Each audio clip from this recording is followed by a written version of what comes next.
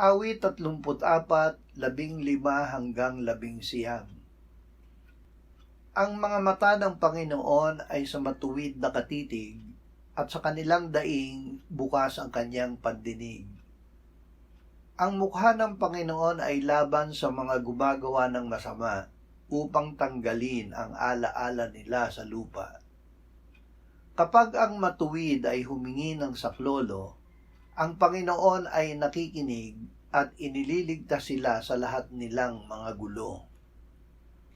Ang Panginoon ay malapit sa may pusong wasak at inililigtas ang mga may bagbag na diwa.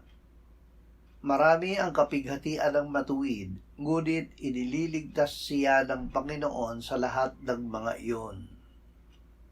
Inililigtas ng Panginoon. Para sa ating kapakanan, ginawa ng Ama na may kasalanan ng kanyang anak na hindi nakakilala ng kasalanan, upang sa Kanya tayo'y maging katuwiran ng Diyos. Tayo na nasa kay Kristo ay ginawang matuwid ng Diyos. Hindi niya tayo iniiwan o pinababayaan. Lagi siyang nagmamasid sa atin, nakikinig sa ating daing, ipinaglalaban sa masama, sinasaklolohan at inililigtas. Makakaranas tayo ng kapighatian. Tayo ay ililigtas ng Panginoon sa lahat ng ito, gaano man ito karami. Ngayong mga